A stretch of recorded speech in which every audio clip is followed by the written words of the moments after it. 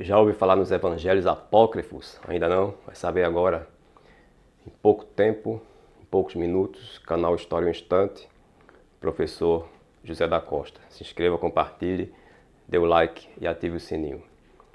Os apócrifos são livros não canônicos, ou seja, não reconhecidos pela igreja como inspirados. A palavra apócrifo quer dizer oculto, mas também tem um significado de não listado, ou espúrio, ou falso, num certo sentido, não inspirado.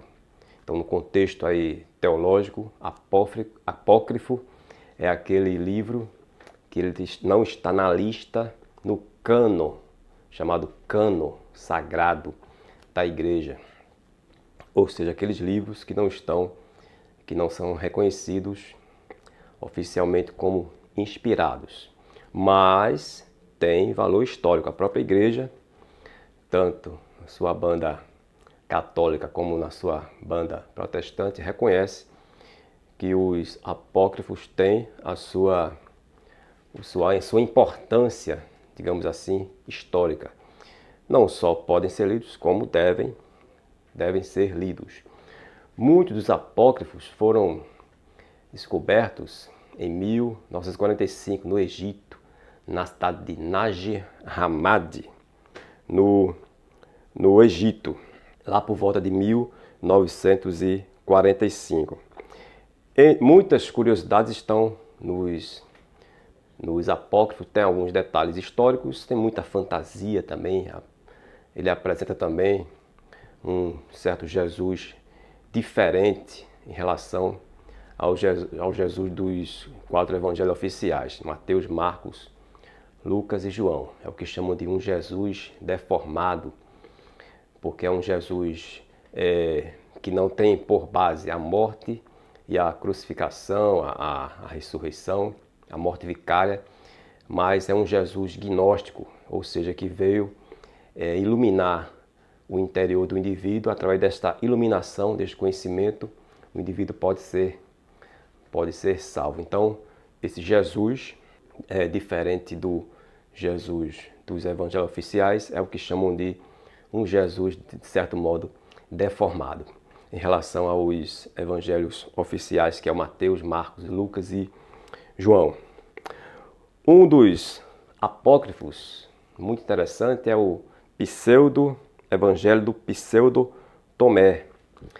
Neste livro, Jesus aparece pequeno ainda, sua infância de 5 a 12 anos, mais ou menos. Como os evangelhos praticamente se calam em relação à infância de Jesus, com a exceção daquele episódio que ele estava no templo, né, que é mostrado no livro de Lucas, o Evangelho Pseudo Tomé, ele mata, digamos assim, a curiosidade daqueles que querem saber o que foi que houve na infância de Jesus. Jesus, nos evangelhos, ou melhor, no Evangelho do Pseudo Tomé, ele aparece, por exemplo, em um sábado, criança, cerca de 5 a 6 anos, em um sábado, fazendo pardais de barro e dando vida a eles. O próprio pai dele repreende ele, e ele não gosta muito, mas, obviamente, não responde ao pai por respeito. Ele está brincando com pardais, alguém vai dizer ao pai dele, o pai dele vem, José, e reclama com ele nesse sentido.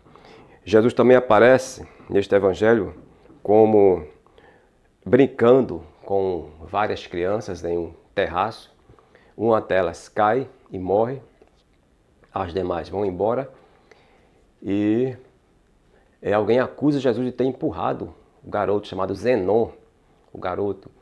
E Jesus nega e diz que não empurrou ele, ressuscita o Zenon e pergunta: Zenon, eu empurrei você? E Zenon diz não, e todos ficam evidentemente embasbacados. Em outras ocasiões, Jesus está numa escola e diz para todos que sabem o dia que eles nasceram e o dia que eles vão morrer. Em outra ocasião, algum garoto esbarra em Jesus na rua e ele faz com que o indivíduo morra na hora, o garoto seque na hora, com raiva, e dizendo que aquele garoto não vai continuar porque bateu nele. Em outra ocasião, o irmão de Jesus, o Tiago, ele vai para uma floresta pegar madeira e ele é alvo de picada, o Tiago, e Jesus o cura na hora, neste momento. Este é o evangelho do pseudo Tomé.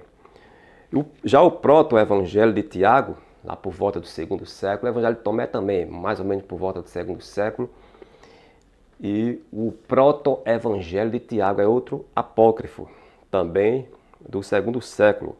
A ênfase deste evangelho está na pureza de Maria. Apresenta Maria, os pais de Maria, seria Ana e Joaquim, se eu não me engano.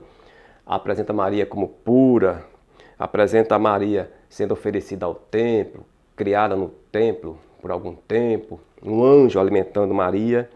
E apresenta também, resolve o dilema dos irmãos de Jesus, que está nos evangelhos oficiais, os filhos de José, mas ele apresenta este evangelho, o proto-evangelho de Tiago, como esses irmãos de Jesus, de José, de um casamento anterior. Aí resolve o dilema da questão de que se Maria tinha filhos, além de Jesus, ou não. Este proto-evangelho de Tiago, ele resolve este dilema.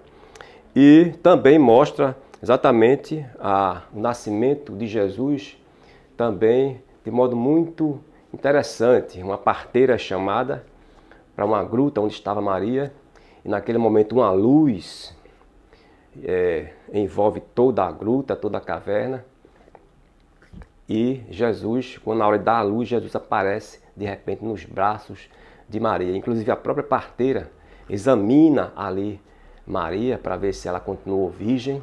O texto do evangelho do proto-evangelho de Tiago diz que ela foi examinada na sua natureza,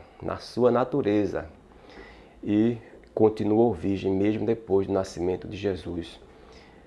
Então, dá uma ênfase aí também à pureza da Virgem Maria no proto-evangelho de Tiago. Proto-evangelho porque muito do que está neste evangelho tem a ver com o que está em Mateus, em Lucas, por exemplo, nos evangelhos oficiais. E alguns dizem que os autores dos evangelhos oficiais beberam já deste evangelho, do proto-evangelho de Tiago. Daí proto-evangelho, o primeiro evangelho. Mas isso aí é apenas uma dedução, não há nada de comprovação em relação a isto. Próximo vídeo irei falar mais sobre alguns apócrifos. Professor José da Costa, se inscreva, compartilhe, ative o sininho, um abraço, até o próximo vídeo.